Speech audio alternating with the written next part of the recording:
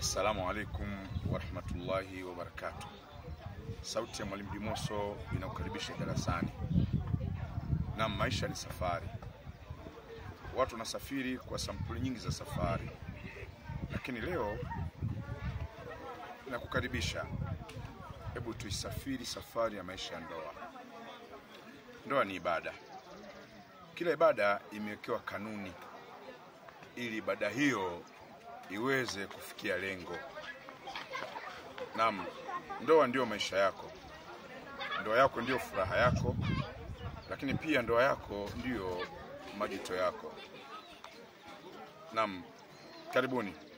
Allah anasema kwenye Qur'an, ya ayyuhalladhina amanu ittaqullaha haqqa tuqati wala tamutunna illa wa antum muslimun.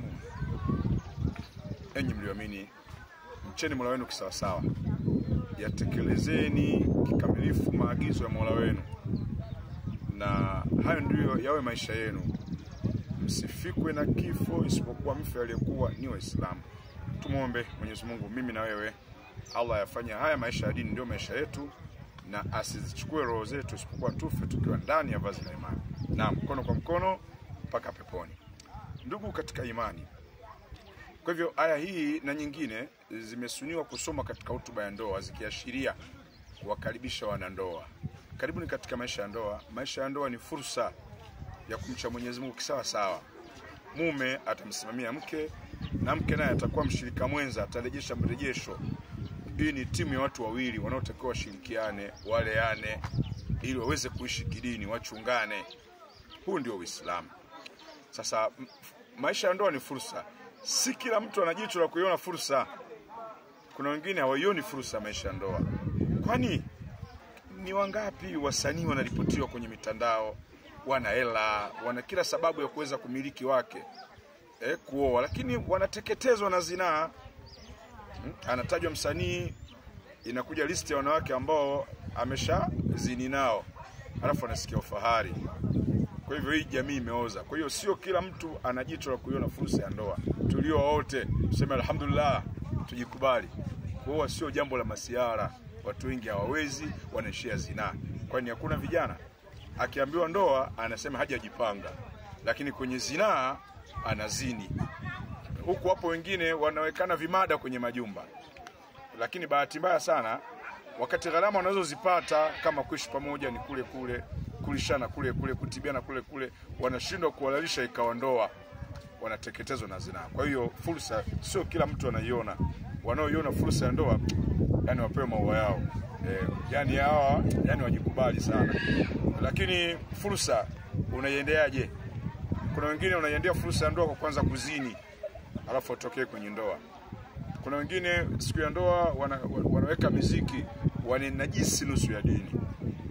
Hivi kweli ndoa nusu ya dini mpaka mwisindikize kwa muziki, kwa mitaarabu? Dini yenu haitoshi kuwafunza namna kusherehekea? Hapana, tusikwame. Hebu tusikwame, hapana. Tuseme hapana. Uislamu unajitegemea. Kwa hivyo furaha yetu isiwe sababu ya kuweza kuhujumu imani yetu. Furaha yetu iwe sababu ya kulea imani. Kwa hivyo kwa taarifa hiyo, fursa unaiendeaje? Lakini sura ya 3, fursa, unanufaikaje na fursa?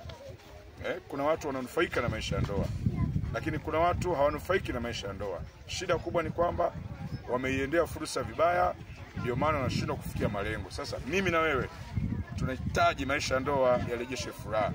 Mwenyezi Mungu anaitangaza taasisi ya ndoa ndio taasisi ya kuleta utulivu. Kwa nini sasa ndoa yako ikupe maumivu? You have to question yourself. Jiulize wewe mwenyewe, wapi umekosea? Naam, nikiwa kama mdhamini mwenye dhamana ya ushauri na saa, na wakaribisheni sana, kikao kimefunguliwa. Hebu njooni tuijue ndoa, na ndoa itujue. Ndoa nini? Mkataba wa ndoa. Ndoa nini? Hebu nifuatie sehemu ya pili Mwalimu Dimoso, ili tuweze kupeana virutubisho, tuweze kunalishana. Naam, sehemu ya pili yajayo yanafurahisha. Usikose, ambatana na mwalimu. Ndoa yako ndio maisha yako. Wassalamu alaikum warahmatullahi wabarakatuh.